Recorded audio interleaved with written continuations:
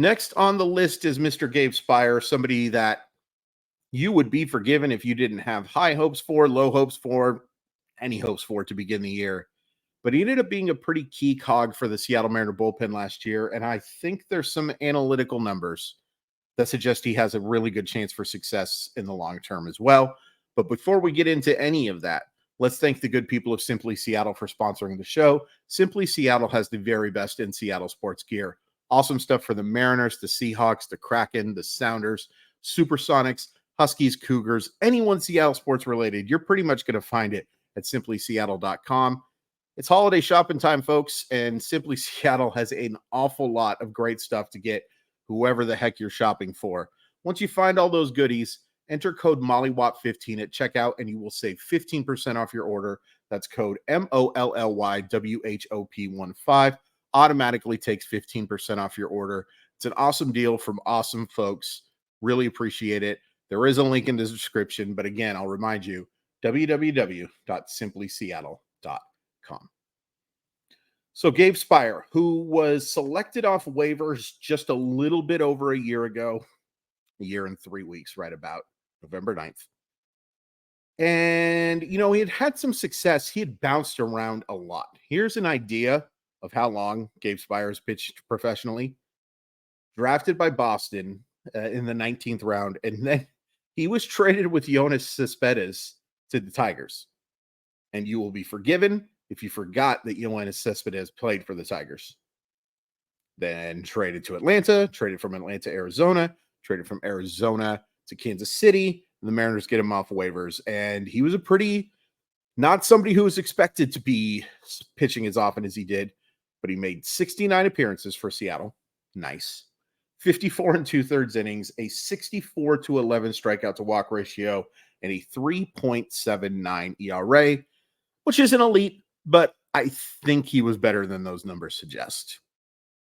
The big thing with Gabe Speier is he is always going to be effective against left-handed pitching. And effective is kind of an understatement last year. 34-2 strikeout to walk ratio. That's good. 535 OPS. Gave up 3 extra base hits and 101 at-bats. And, he wasn't as good against right-handers, no question about it. 253, 315, 465. That's a 780 OPS. That's significantly above average. But I feel like, and again, the numbers are what they are. I feel like he was more effective against right-handers than those numbers suggest. And he was just flat out dominant against lefties. Flat out dominant. And I can't help but look at his Savant page, because of course I do. Because why wouldn't you? And nobody in baseball, and I repeat, nobody in baseball was better at generating swings outside of the strike zone than Gabe Speier last year. 39.7%. So 40% of the time, basically, that a pitch was outside of the strike zone, a hitter swung at it. 2 out of 5 times, essentially. Just a little under, but we're going to round up. That's elite. You know what else is really good? A ground ball percentage of 55.8. You don't typically see that from relievers.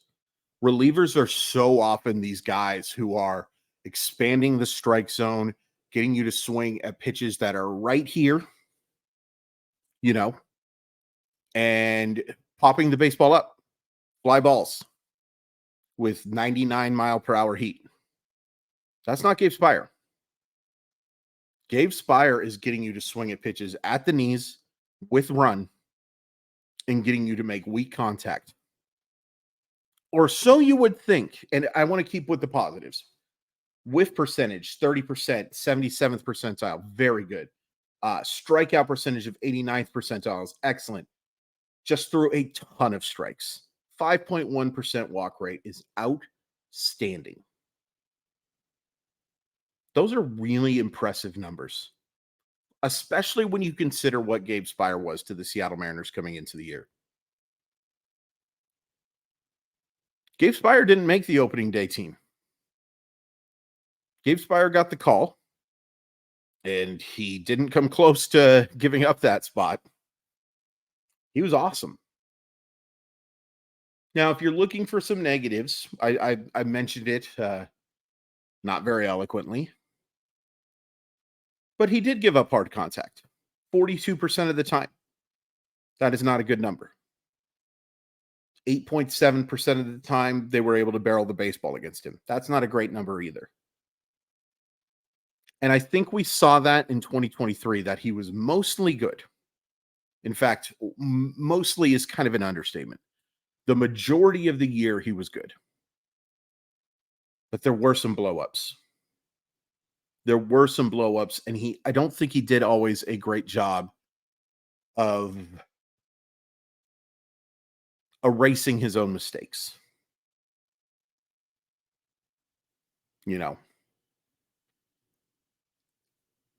I don't think Gabe Speier is an elite relief pitcher,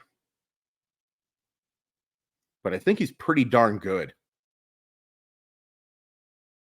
And it was kind of nice having that lefty in the bullpen.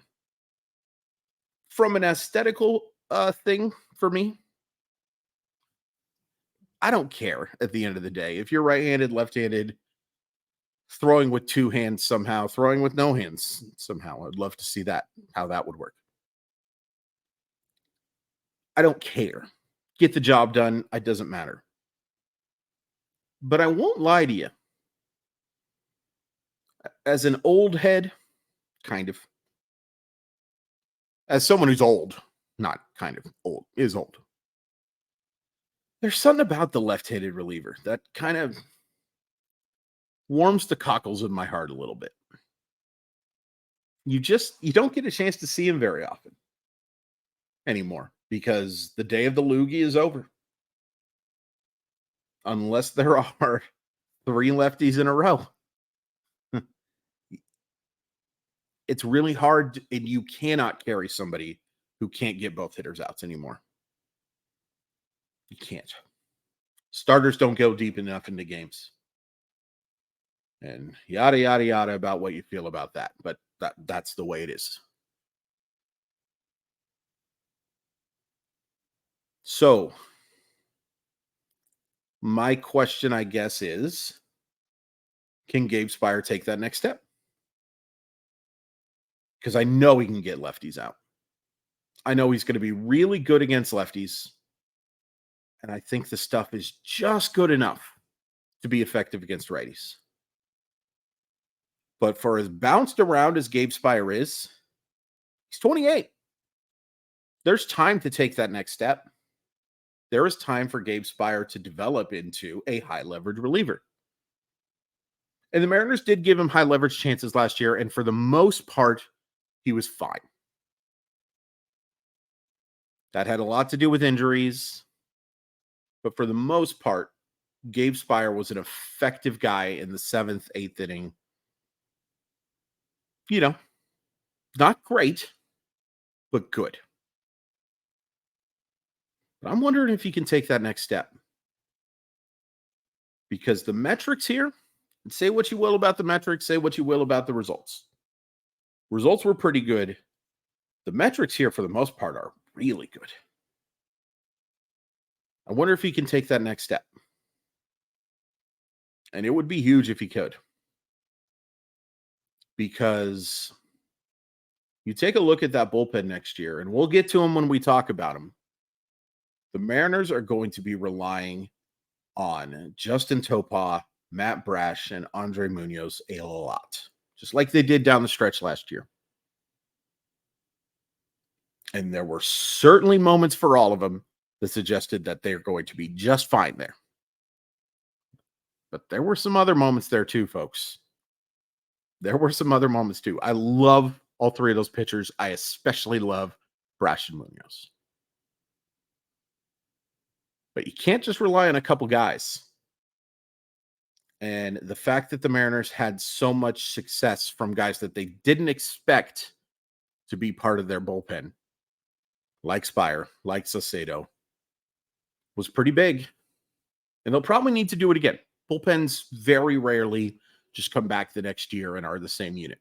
Heck, we saw it last year.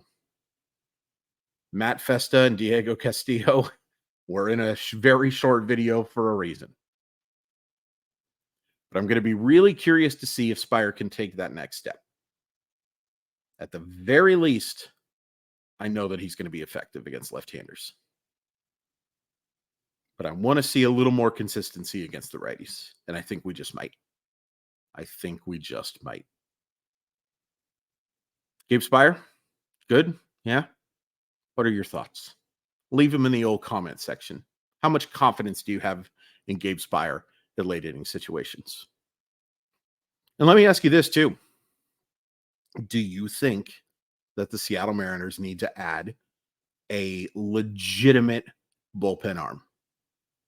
And what I mean by legitimate is I'm talking about an established veteran, not a guy who's bounced just around a few places, not a young arm that looks the part type of thing.